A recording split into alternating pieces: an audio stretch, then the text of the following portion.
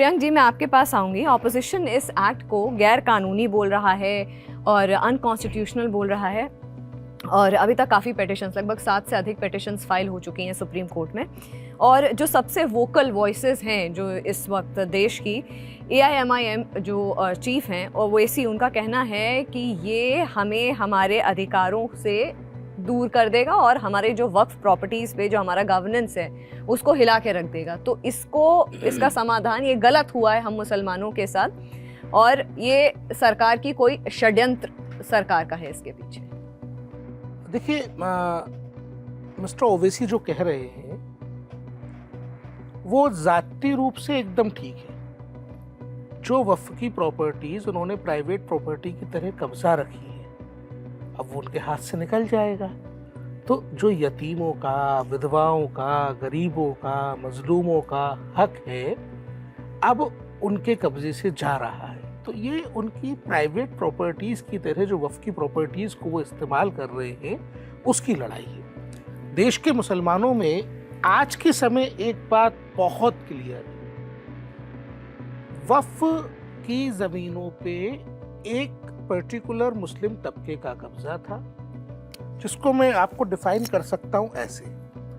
मान लीजिए ये पूरे देश की मुस्लिम कम्युनिटी है, इसमें से ये जो ढक्कन है ये स्पेन का लगभग 20% पार्ट है, तो ये अशराफ मुसलमान है, ये पसमानदा मुसलमान है। तो ये ढक्कन जो है पसमानदा मुसलमानों के हक पर लगा हुआ। बेवा, जैसा अभी मैडम ने बताया कि अगर कोई मेल वारिस नहीं है, कोई पुरुष वारिस नहीं है, तो विधवाओं का, औरतों का, बेटियों का हक ही नहीं दिया जाता था। ये इस्लाम के खिलाफ है। अगर आप इस्लाम की शरियाई प्रैक्टिसेस को भी देखेंगे तो ये उसके खिलाफ बात कर रहा है कि भाई इस तरीके से उसको लीगल है ना मानना, ये गलत है। तो जो यतीमों के खास तौर पे जो प्रॉपर्टीज थी, हमने देश भर में देखा, मैं आपको अपने प्रायर एक्सपीरियंसेस से बता सकता हूँ कि यतीम खानों के नाम पर देश में एक बड़ी वक्फ की प्रॉपर्टियों में एक बड़ा हिस्सा यतीम खानों का है। कोई भी यतीम खाना रजिस्टर्ड नहीं है, यतीम खानों के बच्चों को स्कूल नहीं भेजा जाता। दूसरा बड़ा हिस्सा मदरसों का है।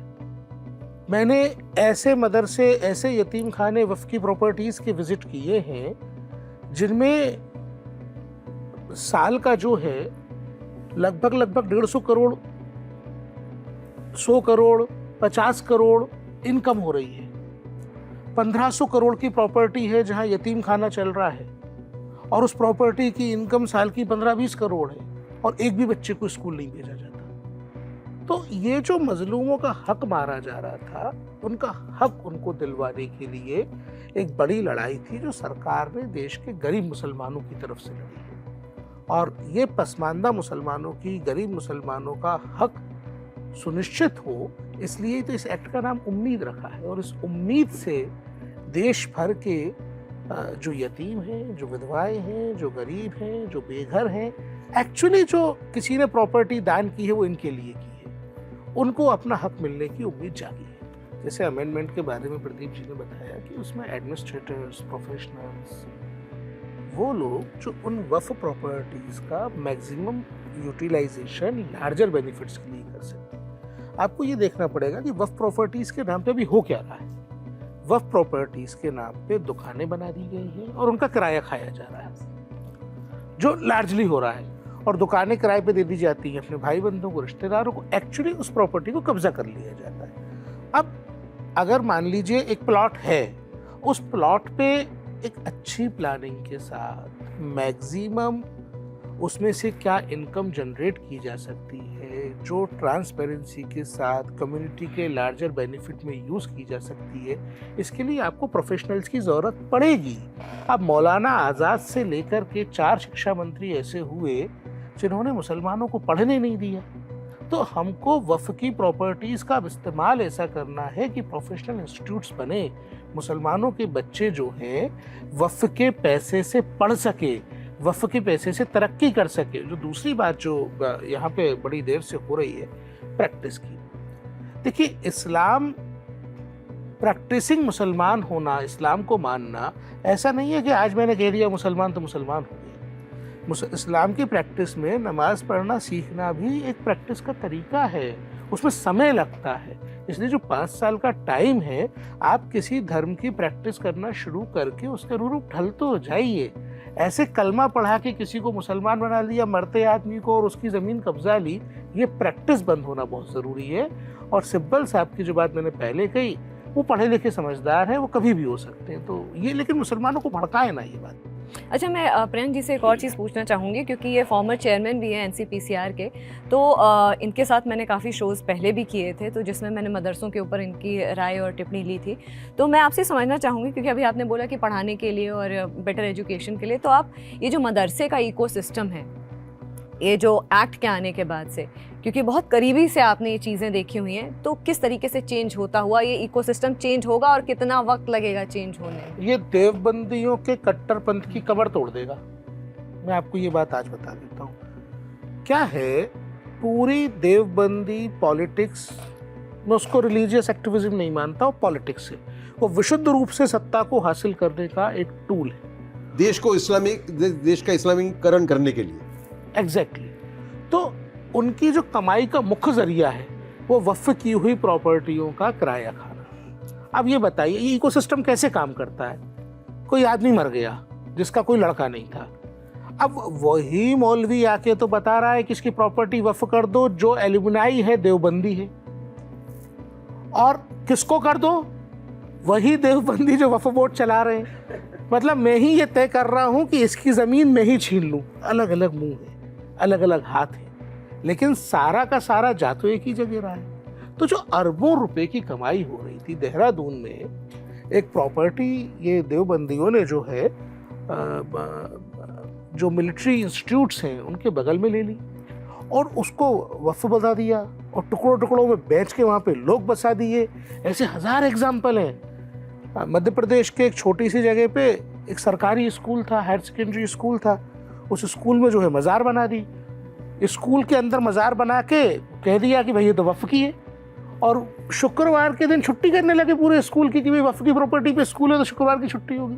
तो वहाँ खड़े होके मज़ार तोड़वाना वो एक बड़ा टास्क था, दंगा होने की संभावना थी।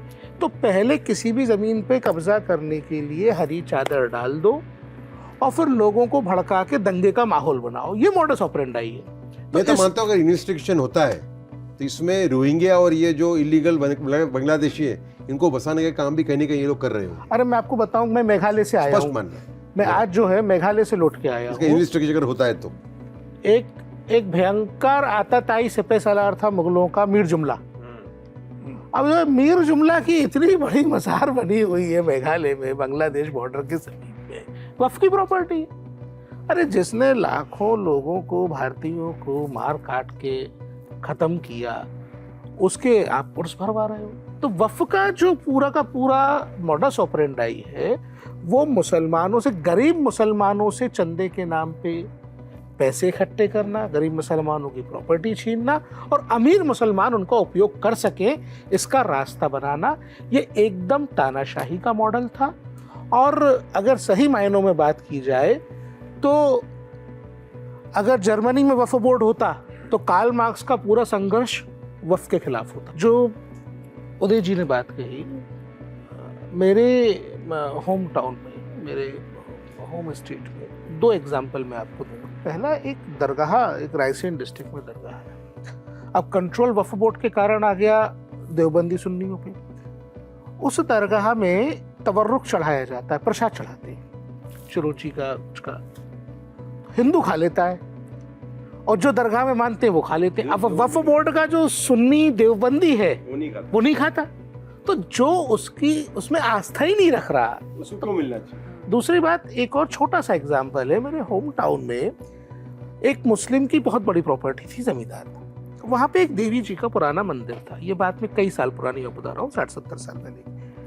तो शहर के लोगों ने उस समय बात की और उसने वो मंदिर के लिए एक प्लॉट दे दिया, छोटा सा प्लॉट। तो वहाँ पे मंदिर बन गया, आज भी स्थापित मंदिर है और बहुत बड़ा मंदिर है। पूरा का पूरा मोहल्ला ही दुर्गा नगर के नाम से जाना जाता है। बाकी प्रॉपर्टी उसने वक्फ कर दी, उसकी तो जिम्मेदारी थी पूरी।